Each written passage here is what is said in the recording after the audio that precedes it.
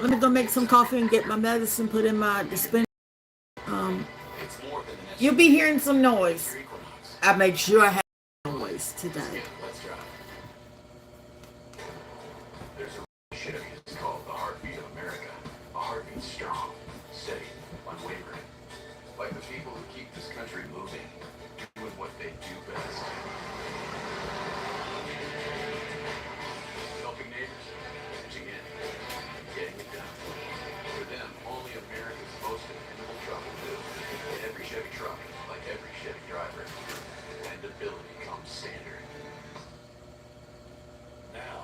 Stay up to date on the biggest issues of the day with the MSNBC Daily newsletter.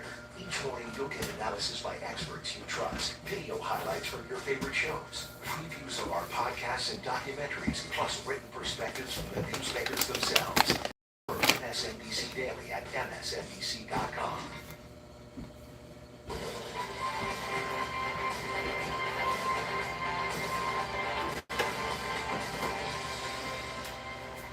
Welcome back to Way Too Early. 2 minutes past 5:30 here on the East Coast, 2:30 out west. I'm Ali Vitale. Israel says it's imposing a daily 10-hour pause on military activity in parts of Gaza to allow for greater aid delivery into the enclave. It comes amid growing scrutiny and anger over Israel's actions there. The IDF announced yesterday over 120 aid trucks were collected and distributed, with another 180 trucks set to enter the enclave. In a social media post on Saturday, Israel's foreign ministry denied Palestinians are being starved and instead accused Hamas of spreading propaganda using manipulated images. The United Nations says nearly 1 in 3 Gazans hasn't eaten for days. World Health Organization data shows 63 malnutrition-related deaths in July alone, nearly half of them children. Israel blames the UN for failing to distribute aid while vowing to continue its fight against Hamas. And in Scotland, President Trump was asked yesterday if he believes Israel should be doing more to allow that food into Gaza. $60 million 2 weeks ago, and nobody really acknowledged it for food. And it's you really at least want to have somebody say thank you. No other country gave anything. We gave $60 million 2 weeks ago for food for Gaza. And nobody acknowledges it, nobody talks about it. And once you feel a little bad when you do that. Joining us now, retired CIA officer Mark Polymeropoulos. He's an MSNBC national security and intelligence analyst. I have to say, as we were listening to the president there, and his ask that people say thank you when the U.S. gives aid in situations like this does call to mind the way that he talked about Ukraine, and of course, that situation with Zelensky in the Oval remains indelible, I think, in many of our minds. But speaking specifically about Gaza, it does feel in the last few days like yet again we've reached a fever pitch. But does this actually change anything? Because this situation on the ground has been so heartbreaking and bad for so long. Well, images matter, and what the world saw were pictures of starving children. This is too much even for some of Israel's closest allies, both in Europe and the United States as well. I'm sure there was pressure from Washington being put on Jerusalem. And in fact, there's reports that the Israeli embassy here in Washington realized that a diplomatic catastrophe was happening.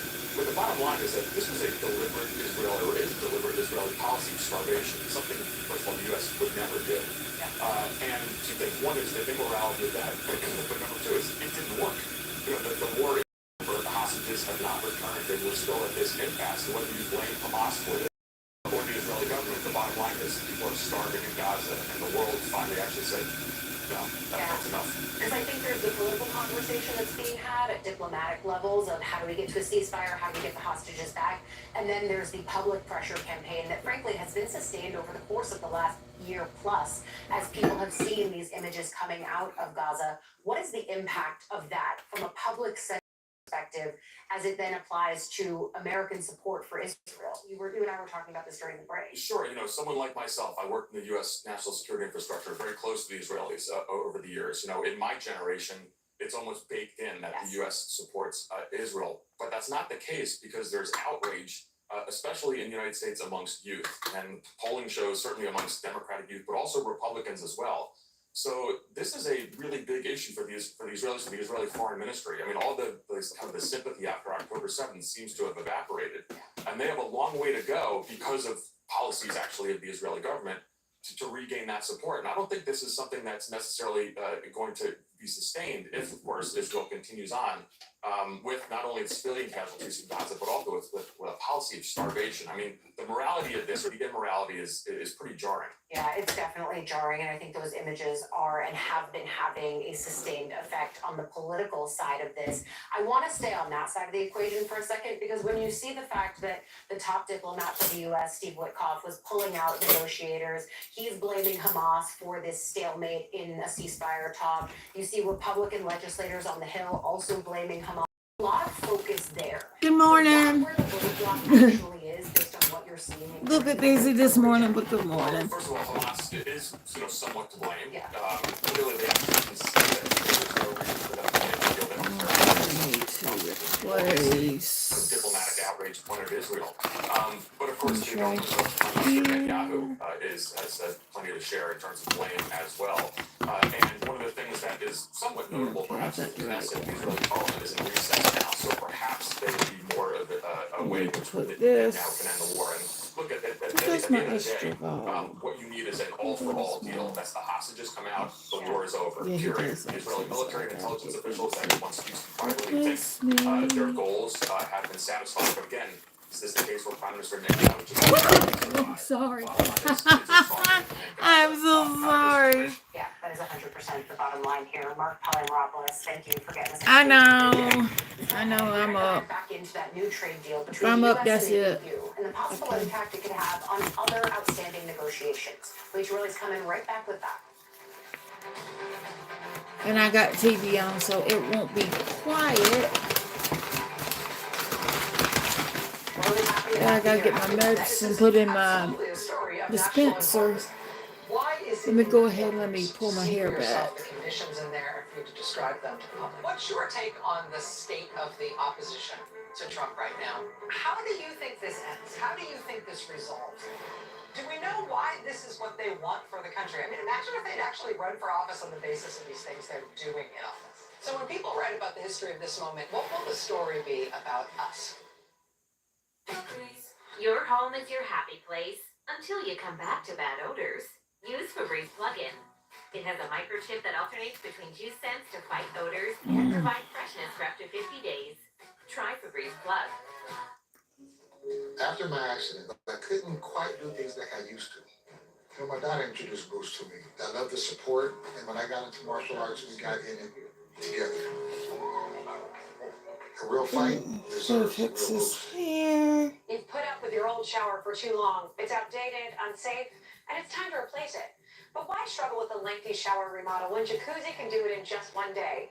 And there's no need to break a sweat or your budget. Right now, we're waiving all installation costs, plus offering 0 interest and 0 payments for up to 1 year. So you can finally convert your old bath to a safer, easy entry shower, complete with a custom seat, grab bars, and slipper-resistant floor, installed in 1 day. My overall experience with Jacuzzi has been wonderful. Everything was customized to the way I wanted it for the price that I wanted to pay.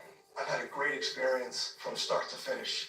Don't take matters into your own Let's see. hands. Yep. Do it the We smart got way. it. Give Jacuzzi Bath Remodel a call. Call them online now to jacuzzibathremodel.com. We're waiving all installation costs, and there's no interest See and no him here payments for for up to 1 2 year. Go to weeks. jacuzzibathremodel.com or call 800-990-3564. That's 800-990-3564. Call now. So I'm sensing a bit of tension between you two. Well, our heart attack was a wake-up call, but I still feel like we could do more than avoid another one.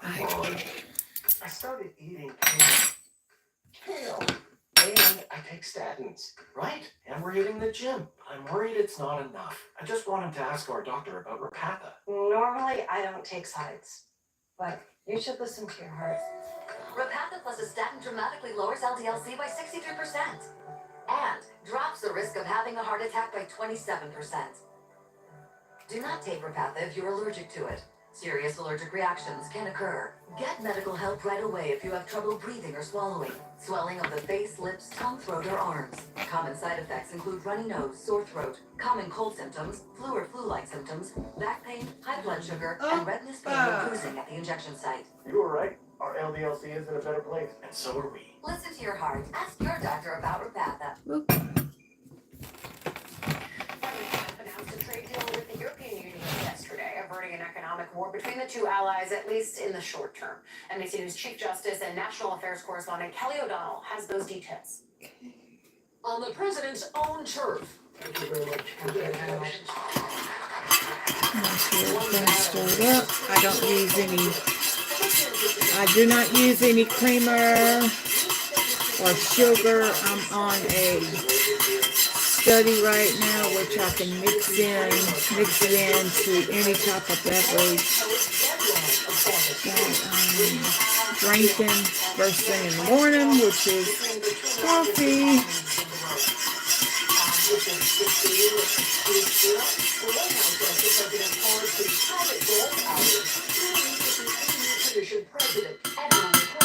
Ursula von der Leyen represents the 27 Cheers. country alliance, among the largest U.S. trading partners. It will bring stability.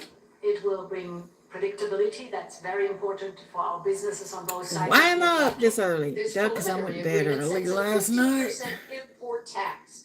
Oh, that's why I'm up. Far less than the threatened tariffs of 30 and 50%, but still a real cost. The president emphasized that Europe also agrees to make new investments and buy American military equipment and energy. It's going to bring a lot of unity and friendship. The impact at home. Nashville small business Flora relies on supplies from Europe. And Kirby Howard says she is hit with this kind of tariff. It's a lot to shoulder for small business owners because we're taking care of ourselves. I have a family, and then I have employees that I feel responsible for. Another question? The agreement does not determine tariffs for popular European favorites like wines and spirits.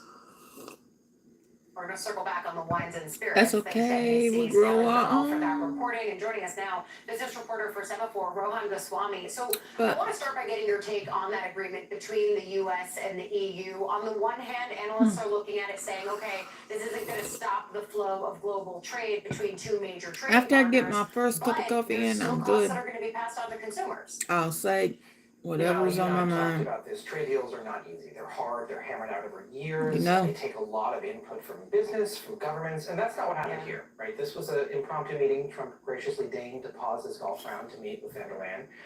And it shows, right? There are a lot of questions we have, as you said, about wine and spirits, but also about, say, for example, steel, which is one of the highest tariffed goods coming out of the region right now. There's still a 50% tariff on that.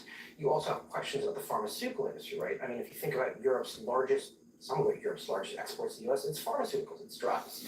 Those are supposed to be hit with tariffs. At the same time, the president is saying he wants to bring healthcare costs down for everyday Americans. So, like after many things, it's a mixed bag. There's no question that these trade deals, the threat of tariffs, they're working, right? The impact on the consumer, we haven't seen yet, right? Inflation remains generally in line with estimates. The Fed still hasn't cut rates, in part because of the uncertainty, but other than that, we're not seeing an impact on the consumer yet. That being said, with a 15% bump to cost, we probably will pretty soon. Yeah, especially because, and I've had other folks, including you, come on this show and wonder if the reason we're not seeing the impact of these tariffs yet is because businesses knew that they were coming and were able to stock up in the short term, but then are going to have to look at again at their product line and say, okay, is it now? It's like your we start internal passing the clock. costs onto consumers if and when is This, the game that we've been playing. I think they the other get piece used of this to deal, both waking with up at a Japan certain and then with time. the EU that caught my attention is the way that there are these massive investments. It's 600 Just like my billion daddy, he was for the up. EU, I don't know when 550 he billion was from up. Japan. And my question was, what does that actually go towards? And I was struck by one White House official telling the Wall Street Journal over the weekend that the White House could use this as something as a sovereign wealth fund. Can you explain And my to us what hours that when is I and used to why that work would was be 3 to a very midnight, so interesting it move with wasn't a reform for a White House to problem. make? Sure, sovereign wealth fund is exactly that. We have these in America. Alaska has enormous natural gas and oil wealth and has actually created a special fund for its citizens that pays them out a check every single year. Countries like Norway, like the UAE, anyone that has abundant natural resources, a lot of times they'll turn to create these things where they're government owned but for the benefit of the people. Trump has been fixated on a sovereign wealth fund Shoot, before we he used took to office. do It's not surprising that. that he might want a personal investment pool with which to 20s and go after 30s, you couldn't tell us nothing. industries. There's a problem You with couldn't that, tell us though, which is nothing. that natural Shoot. resources, while they're owned We by be the American up people, aren't generally 3, 4 exploited by the o'clock, government, right? Because at deals least with American till companies 3 to o'clock in the exploit it and charge morning for concessions. on a So we week, don't on actually a own things. on a We don't weekend. own oil Shoot, reserves couldn't and tell make us money nothing. off of those the way that Norway or the UAE or Saudi Arabia might. Now, as you pointed out, the Japanese deal includes a very unusual provision, $550 billion worth of investment. And like I said, it's your internal clock. Japanese government. This is an It allegation that's knows. basically agreed to write Trump a $500 billion check. And that's unusual for a Republican president when you think about the idea of a government deciding who wins and loses, right? I mean, the point the Journal made was that Trump could decide to fund a new semiconductor factory for Intel, right? Which is something we kind of did with the CHIPS Act, but at a much larger scale. And you're seeing this government take steps to move in the public markets already. Just a few weeks ago, they took a $400 million, I think it was, stake in a publicly traded company that deals with rare earth minerals. This is something that, as far as we could tell, was unprecedented. And it points to a larger desire by Trump to control the direction of the economy on a granular level that, other than wartime, most presidents haven't shown an interest or an ability to do, right? He's talking about not letting companies pass along costs of tariffs. He's talking about controlling auto imports. It's quite unusual. Yeah, it's unusual, but then when you also extend it to the way that he's trying to pressure the Fed, which is typically its own independent branch, it all does fit that larger model that you're talking about. Rohan Goswami, there's so much here, but we're going to... I just went to bed early last night. I took me some gummies. Not those type of gummies now. I take let me sleep gummies, and that was it. I was out. To buy or not to buy? That is their question. And nobody knows shoppers better than Shopify. The undisputed, undefeated checkout champion of the world. Businesses that want to win with Shopify. Light. It guides our every waking moment. What we do and how we do it. But the amount of light we need can change in an instant. And when it does, you can control it. 3-Day Blinds. Find the light for your life. Visit 3dayblinds.com to get started. A heart attack? Do they have life insurance? No, But we have life insurance. John. I'm trying to find something we can afford. Fortunately, in only a few minutes, SelectQuote found John a $500,000 policy for only $29 a month, and his wife Anne a $500,000 policy for only $21 a month. Plus, you may never know when Tammy may go live. Insurance your family needs At a price you can afford. SelectQuote. We shop, you save. During my recovery, the only thing I could think about was getting back to playing. Boost gave me the fuel to get back on the stage. The music is life. A real comeback deserves a real boost. These are just a few of the over 500,000 happy Audien hearing aid customers. They now live a better life because they hear better. And they hear better because they purchased a full pair of Audien Atom 2s for only $189. The Atom 2 is a tiny, nearly invisible over-the-counter hearing aid. They've got unsurpassed sound quality and only $189 a pair. And so easy to order. Call Audien. 1-800-241-3611. Attention parents of children with cerebral palsy. If you So, suspect that a medical mistake may have occurred, I've been unsubscribed to Drop the Mic, financial compensation may be available, and I was still getting Erb's palsy, or another message brain not injury. messages Lifetime of medical care can cost community millions of posts. dollars. Protect your child and find out what legal rights may be So available. after I just said don't want to hear from this subscriber. So Raleigh, the capital I'm good. of North Carolina. Life is good. Latin people here have been giving their all to show the old South what the Royal South can look like. I'm passionate about multicultural stories. Breaking news. Missiles fired from Iran toward a U.S. base. And I have it on MSNBC. It's the only channel that my the TV in the living room will be on MSNBC. I don't do Fox News unless it's they want to show the episode cops. Then we could talk, but other than that, no. Hey Ali, good morning. No, Yes, thank we've got you. US futures are No, ticking thank higher you. as markets welcome this US-EU trade deal and the hopes that it brings of further talks before this August 1st tariff deadline. We've got all three major indices ticking higher, led by the Nasdaq. And this follows a positive week last week too, fueled by earnings and other trade developments that we'd seen. We saw all three major indices close out Friday and indeed the week in the green.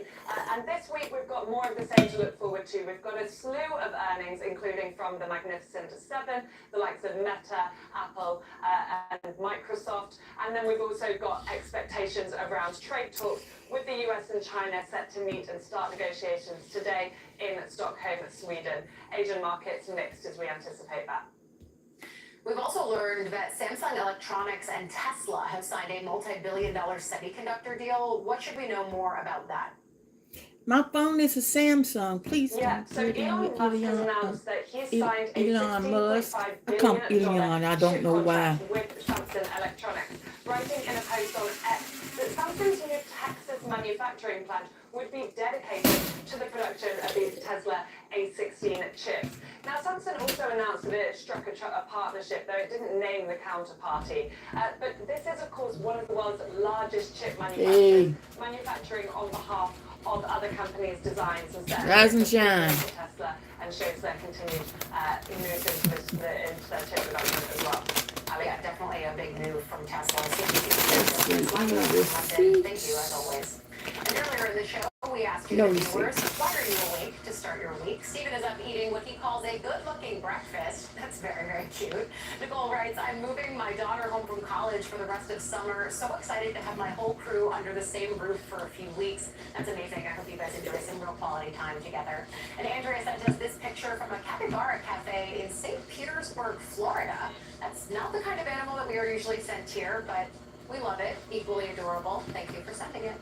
And coming up next here on Way Too Early, we're going to show you the moment passengers had to evacuate a smoky plane at Denver International Airport. This was scary. Then coming up on Morning Joe, we'll take a closer look at President Trump's frustrations over the Jeffrey Epstein case amid growing scrutiny from his own supporters. Plus, NBC's David Rode will join the conversation with his new reporting on the lack of transparency following Ghislaine Maxwell's meetings with the Justice Department.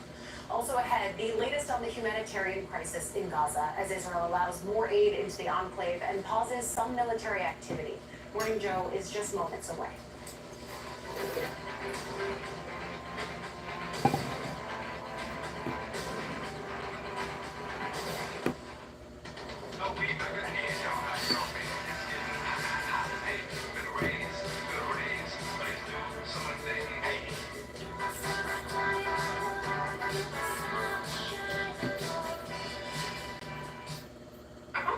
Alarms a metaphor for everything else I'm putting on, like my laundry or my 760 unread texts. I'm just your dermatologist. You don't want all of this showing up on your face. Try Hydro Boost. Neutrogena, weightless hydration that goes deep. How are people 60 and older showing up these days? Meeting the community.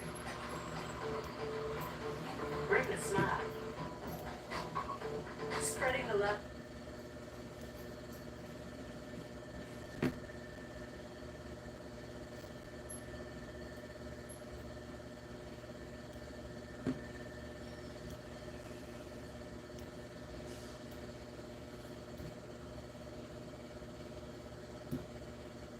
You've put up with your old shower for too long. It's outdated, unsafe, and it's time to replace it. But why struggle with a lengthy shower remodel when Jacuzzi can do it in just one day? And there's no need to break a sweat or your budget. But right now, we're waiving all installation costs, plus offering 0 interest and 0 payments for up to 1 year. So you can finally convert your old bath to a safer, easy entry shower, complete with a custom seat, grab bars, and slip-resistant floor, installed in 1 day. My overall experience with Jacuzzi has been wonderful. Everything was customized to the way I wanted it for the price that I wanted to pay. I've had a great experience from start to finish. Don't take matters into your own hands. Do it the smart way. Give Jacuzzi Bath Remodel a call. Call or go online now to jacuzzibathremodel.com. We're waiving all installation costs, and there's no interest and no payments for up to 1 year. Go to jacuzzibathremodel.com. Call 800-990-3564. That's 800-990-3564. Call now. No, no! I got to! It's time to screen for colon cancer. Also, I'm just going to report 35+ at average risk, not high risk. False positive and negative results may occur. Ask your provider or request Cologuard online. After my fall, when I was recovering, my doctor recommended Boost. Today, I'm back out on the ranch, working and riding again. A real comeback deserves a real boost.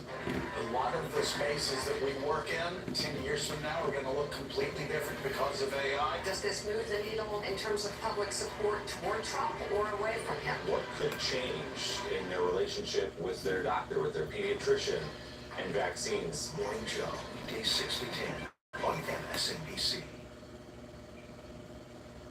Welcome back. I want to show you a scary moment for passengers on an American Airlines flight out of Denver yesterday as they were forced to slide out of the plane surrounded by smoke on the runway. NBC News correspondent George Solis has that report for us.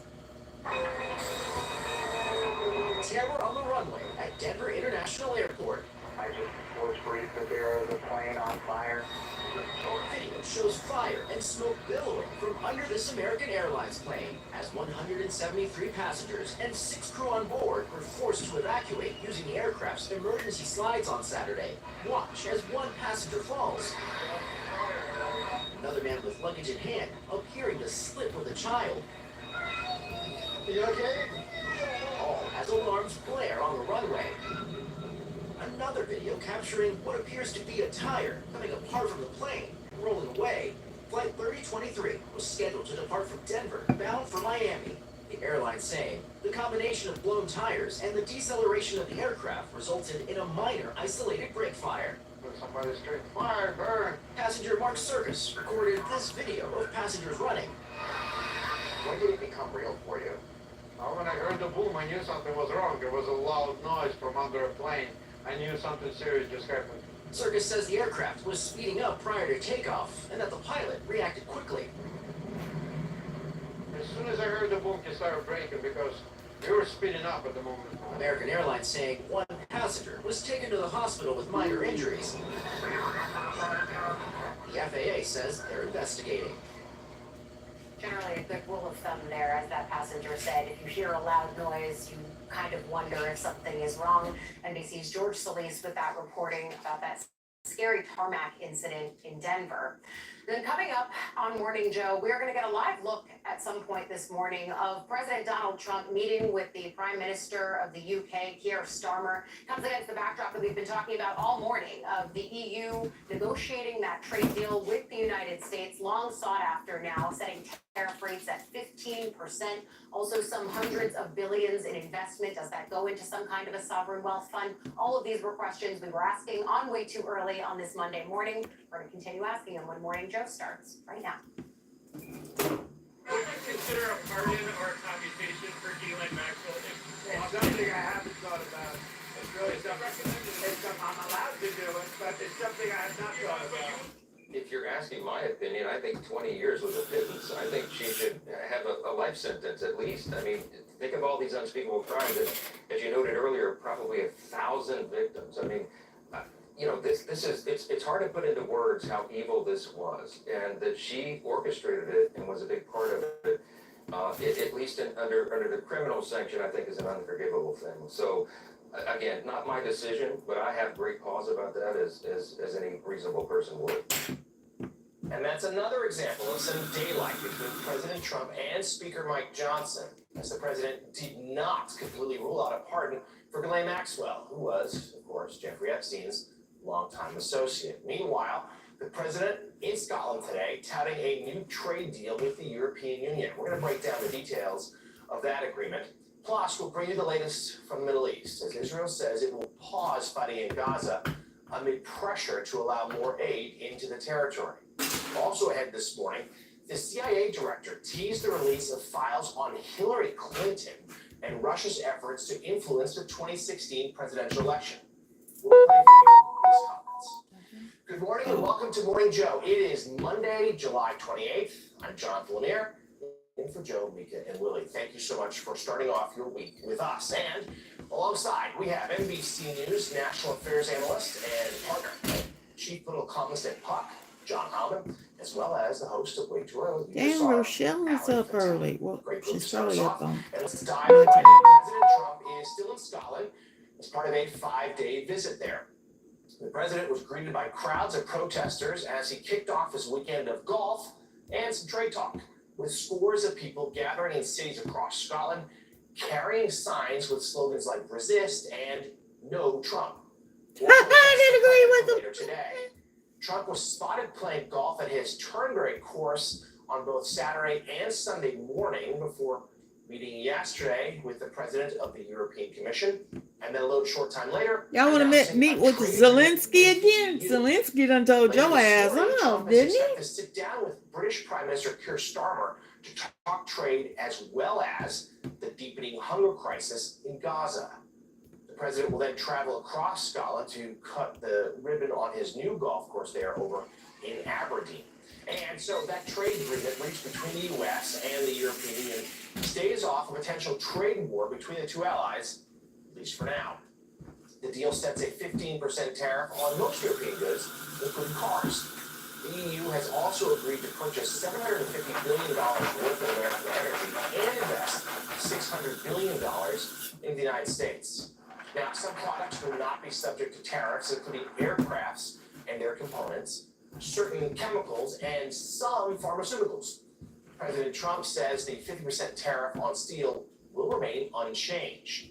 Now, this 15% tariff is lower than the 30% rate Trump had previously threatened, but higher than the 10% that the EU had been hoping for. European Commissioner President Ursula von der Leyen spoke to reporters yesterday about the deal and the negotiations with President Trump. It was very difficult because we started far apart from each other. It was tough. I'm ready for coffee number 2. But it was tough. Because we got breakfast. So, courtesy of Hardee's. Hardee's so up the road. Common position, and did he just crank the As always in car? negotiations, you don't know whether you'll find the Sounded like it. I don't at the know. very end or whether I'm hearing things in the morning. So it was tough, And no but receipt. There was in the no end, receipt as we in were here. So successful, we're good. it's good and it's satisfactory. Let's bring in now President Emeritus of the Council on Foreign Relations, Richard Haas. He's the author of the weekly newsletter Home and Away, available on Substack. Also joining us, U.S. National Editor of the Financial Times, Ed Luce, and staff writer for The Atlantic, Frank Foer. Thank you all for being with us this morning. Richard Haas, let's start with you. Much has been made about how President Trump has put a strain on traditional alliances, the EU chief among them. He has used some really patriotic rhetoric to describe them over the months, but now a deal is struck.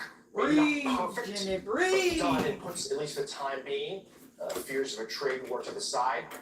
What do you make of what you heard from the EU Commissioner and the President of the United States? Well, I think this is a deal that's less for what it accomplished, Jonathan, than what it avoided. The Europeans did not want to have an escalating tariff war. People wanted predictability. But also for the Europeans, as important as the trade dimension is of the relationship, there's other dimensions, beginning with the security and obviously with the war against Russia in Ukraine.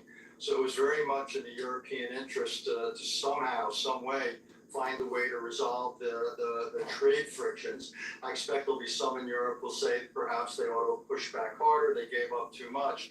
But I think this was something of a bargain or a decision from their point of view to reflect their greater priorities. I think one of the only other question, I mean, just what Ed has to say about this, is the long-term consequences of this. That even if a crisis was avoided right now, whether this sets in motion trends or pressures that essentially move the Europeans away from the United States, because it sends signals that we're prepared to see this relationship deteriorate unless we get our way on tariffs and trade. Well, Ed Luce, let's do exactly that. What do you make of Richard's question there about the short and long-term trends on this deal? It's exactly the right question for Richard. I mean, this is better than it was.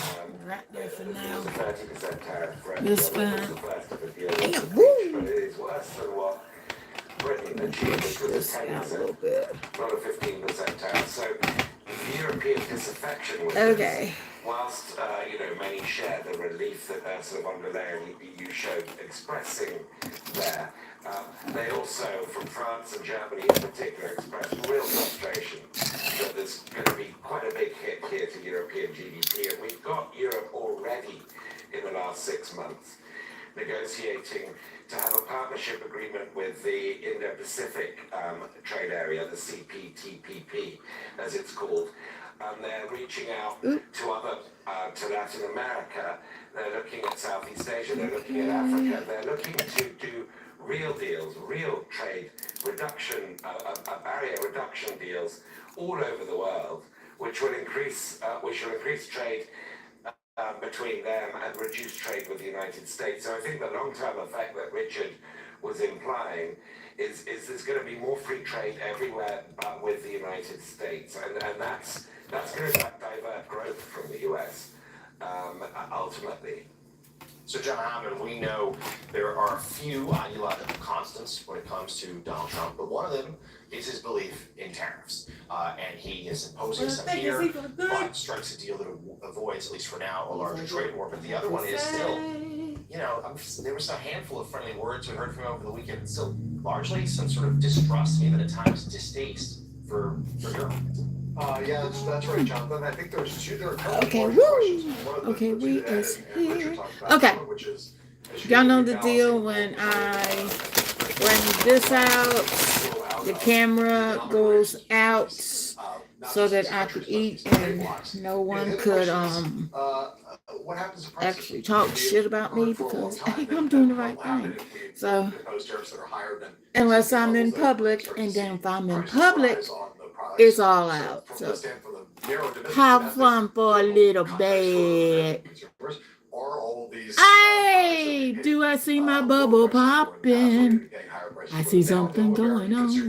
Notice Trump not only loves the art of the deal, he loves to be able to get a picture. And made a deal. What does the deal accomplish? What does the deal do for us? Does it actually accomplish anything?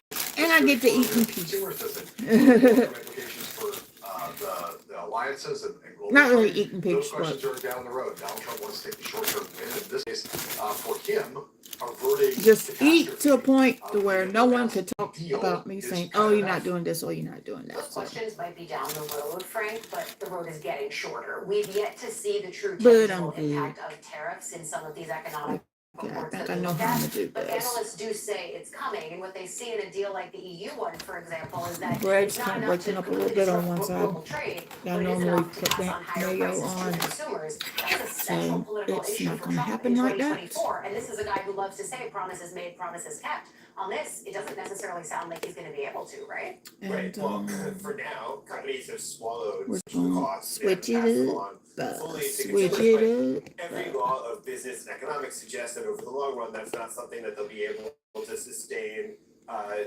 So there is going to be a point at which prices are going to start to tick upwards. We don't know exactly the magnitude of that, of course, but this does undercut the fundamental Might do it a promise little bit. of the Trump administration, and he's gonna get slammed with that eventually. So staying overseas, let's turn to the Middle East now, where Israel says it is imposing a daily 10-hour pause on military activity in parts of Gaza to allow for greater aid delivery into the enclave. It comes amid growing scrutiny and some real international anger over Israel's actions there. The IDF announced yesterday that over 120 aid trucks were collected and distributed, with another 180 trucks set to enter the enclave. In a social media post on Saturday, Israel's foreign ministry denied that Palestinians are being starved and accused Hamas of spreading propaganda using manipulated images. The United Nations, meanwhile, says that nearly 1 in 3 Gazans haven't eaten in days. World Health Organization data shows that 63 malnutrition-related deaths in July alone, nearly half of them children. Israel blames the UN for failing to distribute aid while vowing to continue its fight against Hamas. Yesterday in Scotland, President Trump was asked if he believes Israel should be doing more to allow food into Gaza. Well, we gave $60 million 2 weeks ago, and nobody even acknowledged it for food. And it's terrible. You know, you really at least want to have somebody say thank you. No other country gave anything. We gave $60 million 2 weeks ago for food for Gaza. And Trump, I'm trying to keep my breakfast down. God damn. And it makes you feel a little bad when you do that. We've heard that from President Trump before, demanding to be thanked for U.S. aid. Blow up with Volodymyr Zelensky in Ukraine earlier this year. But Richard Haas, let's focus here on what's happening in Gaza. It feels like this last week was something of a tipping point in terms of international outrage about the famine, the starvation in Trump. Gaza. There was the Associated Press. You done fucked over everybody. Zelensky just don't like you. Zelensky, move over here so you become president, because damn. Prior, Israel, has said Trump is pussy. Manipulated. There's Cat. no evidence of that. And instead, we have real anger here and pressure. It seems like Israel has relented at least a little, but there's a long way to go. You're right, Jonathan. Let's take a step back. October 7th, Israel was the victim of horrific terrorist attacks. On October 8th, if you will, the world understood why Israel felt the necessity and the legitimacy of retaliating against Hamas. But we're now into what I would call October 9th. And what you have is Israel prosecuting a war where over 50,000 people have been killed. Probably 75% of the people of Gaza have been forced into a quarter or less of its territory. You're having examples of malnutrition or worse. And Israel is increasingly losing, has lost public sympathy around the world. It's increasingly isolating itself. And what I think you've seen over the last 24 hours is a reluctant, admission, concession by the Israelis of that. So they've allowed Okay, now I'm hearing sounds, but I'm not getting notifications. But none of this changes the basics. We're 21 months or more now into this conflict, and we still don't have a clear path for ending it. These talks have been suspended between Israel and Hamas, using Qatar and the United States as intermediaries. Israel still has not come forward with a day after strategy. Hamas still sees the hostages. See, there it goes again. Along with the Palestinian people, Hamas Damn. sees the hostages as their principal area of pressure on Israel. So again, 21 months later, the end is still not in sight. So this is a situation, quite honestly, for which there are zero winners. And there's been a lot of really good reporting in recent weeks, including the New York Times a couple of Sundays ago, about how the Israeli military, its generals, believe that all military objectives in Gaza were actually accomplished quite some time ago, really questioning why Israel is still there outside of Prime Minister Netanyahu's wish to keep the conflict going so he can remain in power. And this is, it would seem to be the result. I mean, these images of children, and we should note that the Western media is really not allowed in Gaza. Very few images have made it out, but there are horrific scenes of starvation, so many children here. And to Richard's point, Israel has not just squandered international sympathy, but really has elicited the anger of so much of the world. Yes, I mean, and this was, as your question implies, foreseeable a long time ago. I don't think there's too many people around the world, and in Israel, at least parts of Israel, who doubt that Netanyahu is trying to prolong his grip on the Israeli government because he doesn't want to. There we go. Now we're getting it. Corruption charges, some of which are now ongoing. But the international reaction is building. France last week, Emmanuel Macron, the French president, said France would recognize a Palestinian state this coming September at the United Nations meetings in New York, which follows similar announcements, perhaps more predictably by Spain, Ireland and Norway. Huge pressure on Keir Starmer's Labour government in Britain to do the same. There's now, I believe, 200 members of Parliament who've signed a petition to that effect. That's about a third of the number of MPs.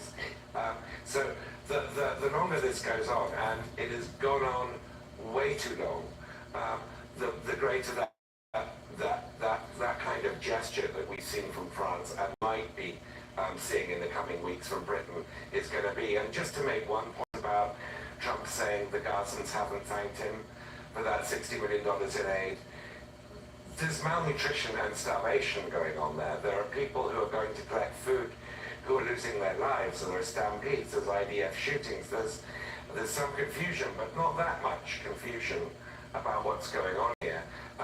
The fact that President Trump thinks that there should be gratitude for this situation is, I'm sorry to say, it's borderline obscene. Yeah, I think beyond borderline, Ed and Frank, before I ask you, I mean, I'm probably the lowest rung on the totem pole here in terms of foreign policy expertise, but at least the way that I learned it back when I was a civil country lawyer, as Jessica Harper would say, was that using starvation as a method of warfare is a war crime. And that seems kind of beyond dispute that is one of the things that Israel's doing here. And when you hear people on the left crying that this war is an exercise in genocide for a long time, and people have said, well, let's have a real argument here. Are they really perpetrating genocide? It seems that Israel is handing those who want to accuse it of genocide against the Palestinians in Gaza, they're handing them a very strong argument, because that is, again, when you start using starvation as a tool of warfare, it is not only a war crime, but it starts to give a strong argument to those who say this is a policy of genocide. And it's hard for me to see it some other way, even bending over backwards to try to give Israel the benefit of the doubt. I mean, we should all be able to agree that feeding starving children is a moral imperative. The decision that the Israeli government took last March to assume control over food distribution in Gaza, when there was no real plan for being able to effectively distribute aid, has really been the catastrophe from which this is all unfolded.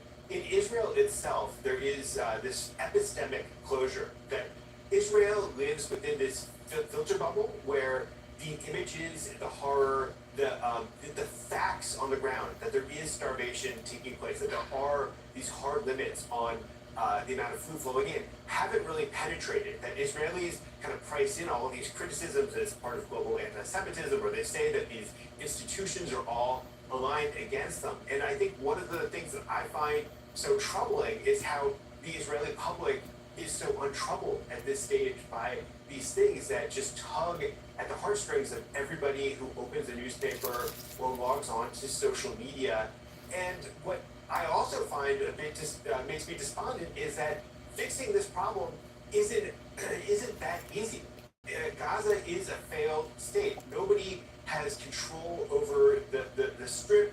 Governance, it doesn't exist. There are not just rampant hunger, there are gangs, there is Hamas. And so I think fixing this at this stage, it's gone on too long, but it's gone on too long for there to be necessarily easy solutions to just flooding the zone with food.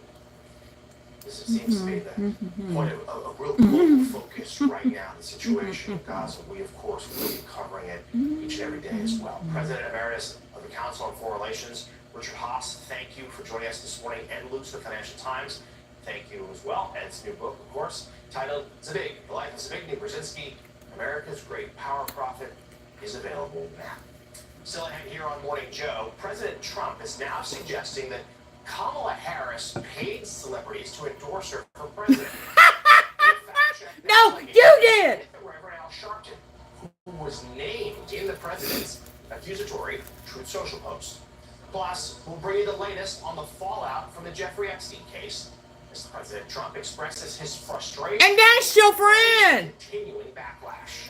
A lot to get to this morning, and a reminder, the Morning Joe podcast is available each and every week, featuring our full conversations and analysis.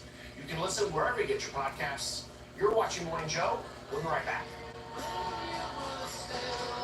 Hello with me. Monday.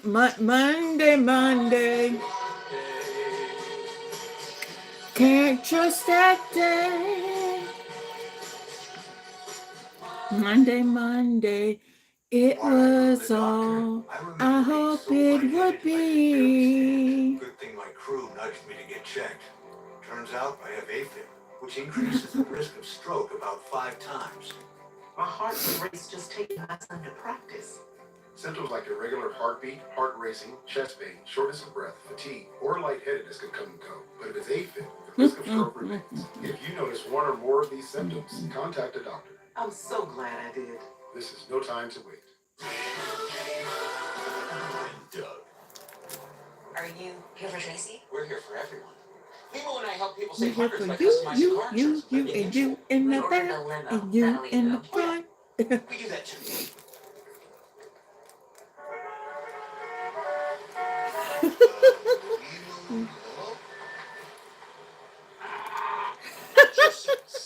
Only pay for what you need. That's funny.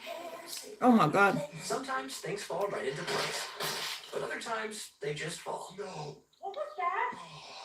But at least you can get it fixed now and pay later in 4 interest-free payments at SafeLight.com. Awesome. And SafeLight can come to you for free, anytime, anywhere, and do everything you need to get back on the road. All set. Here you go. Thank you. Take care. Get it fixed now and pay later at SafeLight.com. Safe like repair, safe like replace. Welcome back. Over the weekend, President Donald Trump called for Vice President Kamala Harris to be prosecuted, falsely claiming yet again that Harris paid for endorsements from celebrities during her 2024 presidential campaign. No, you did. Social media, Trump claimed that Beyonce received $11 million. Beyonce, like, fuck you. $3 million, and that the Reverend Al Sharpton took home $600,000 to endorse the then vice president. Hey, hey, hey! I endorse her. They should all. I endorse her. The fuck you come for me and you ain't gonna make it out alive. And late last year, the Harris campaign has consistently denied paying for endorsements. Federal election records show that the Harris campaign did pay Beyonce's production company $165,000 in reimbursements, which is common with large event productions. Oprah has said she was not paid to appear alongside Harris at a live-streamed event in Michigan back in September of 2024. Records show production fees of roughly $1 million were covered by the campaign, while Sharpton's National Action Network was paid $500,000 for Get Out the Vote initiatives. Last year, a spokesperson for the Harris campaign explained to Deadline that it was required by campaign finance laws to cover costs associated with holding such events. Joining us now, the president of the National Action Network, hold an event at a place. The Reverend Al Sharpton. Rev, good to see you. Oh, we got the Reverend. Come on, preach. Simply with the accusation that President Trump is leveling you, were you paid for an endorsement? Well, absolutely not. And as the FEC filing said, love them. They helped the campaign, gave funds for Get Out the Vote campaigns for National Action Network, of which I'm a part of, and other civil rights groups, some which got more than National Action Network did. National Action Network, nor I even endorsed her. What is interesting about this, though, is that the fact that this is the, as you accurately reported, second or third time, lawyers for National Action Network was looking at, can we sue him for defamation? Because he had knowledge this time that there was no endorsement and that I didn't get any money. This went to the nonprofit that I'm connected to. But let's look at the larger picture here. Donald Trump is in very serious problems around this whole question of Epstein.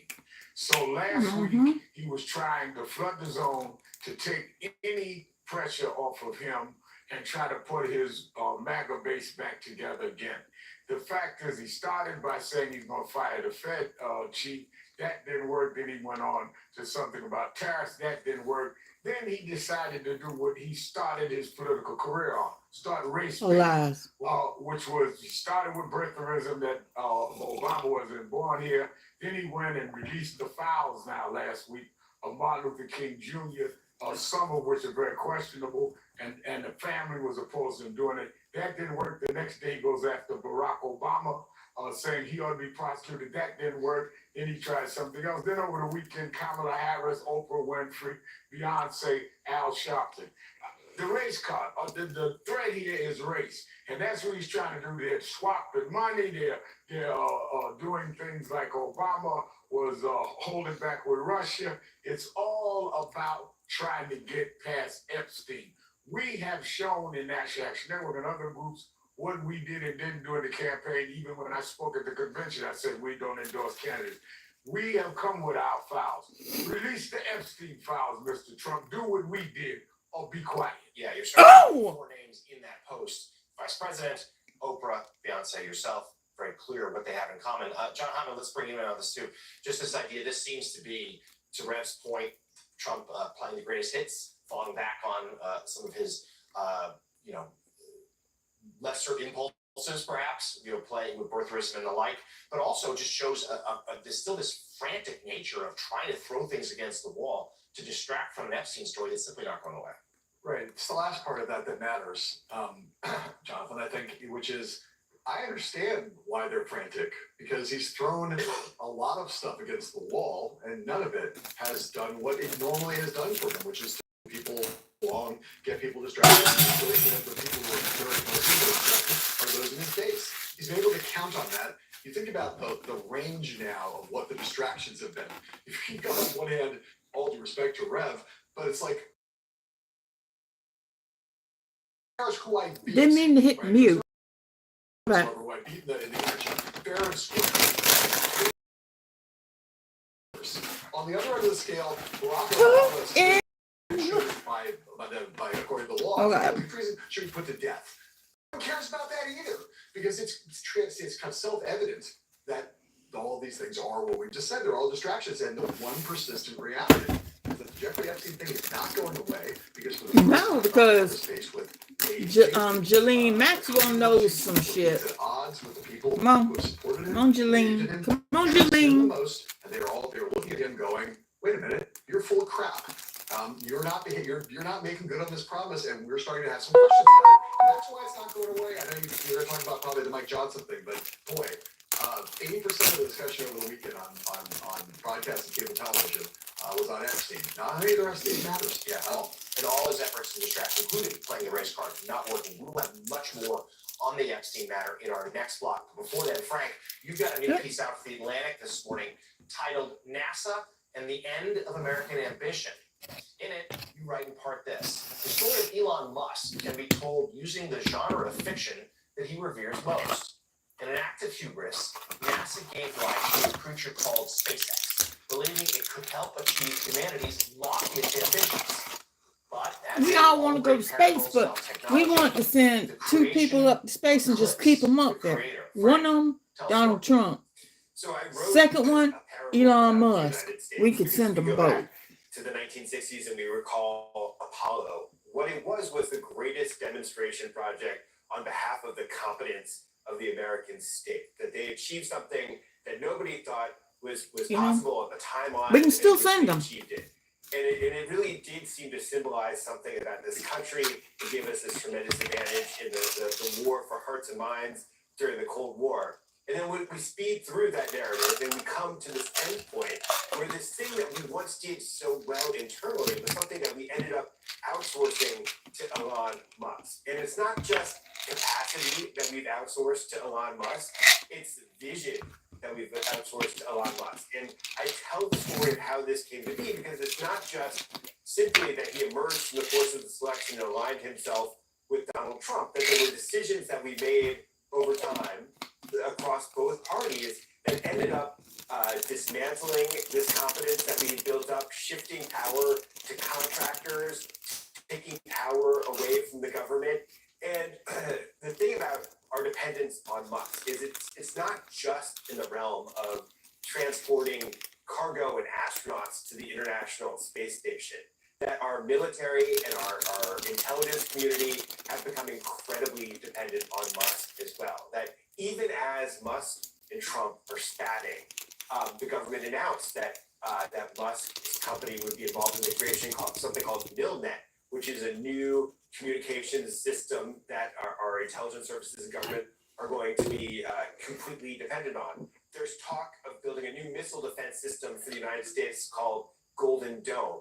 And SpaceX will be essential to that. The government has gone back and they've looked at our contracts with SpaceX to see if it's possible to purge SpaceX in order the to bill just satisfy went down Donald better. Trump. And they've concluded that's simply not possible. That we've reached this moment where we've gone from Apollo to this place where See what time it is now. to escape our dependence on Elon Musk. 6:31. It's not possible because he's developed something that is essential, that we've failed in our ability to cultivate a robust market. And I think that that's a pretty terrifying state for us to be in. Yeah, that important new piece out this morning for the Atlantic. Staff writer at the Atlantic, Frank Ford, thank you as always. Story available to read online now. Coming up here at Morning Joe, as mentioned, we'll dive in to the Jeffrey Epstein matter. We'll dig into Deputy Attorney General Todd Blanche's two-day meeting with Epstein's convicted associate, Ghislaine Maxwell, and the lack of transparency surrounding it. Morning Joe, we'll be right back.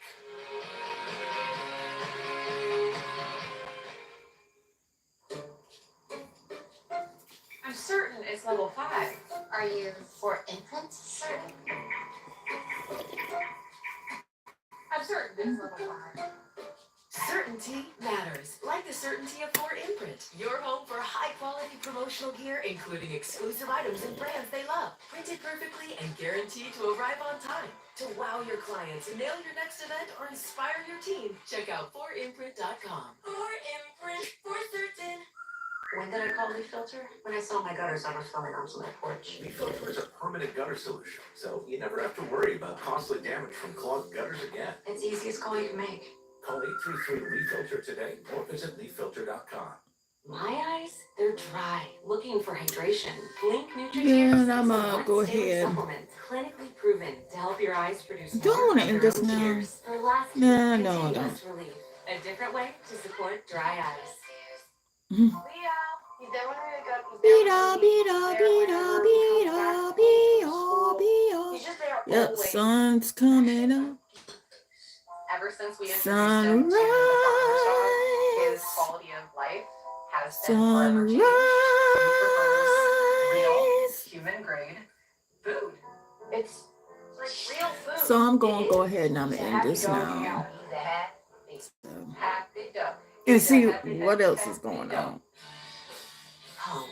And It's where we do the things we love with made some phone calls later on today. sharing. And I'll see y'all We have to leave that in the next past. time. What if we Deuces. lived tomorrow in the same place Bye-bye. as we did yesterday? What if we stayed home and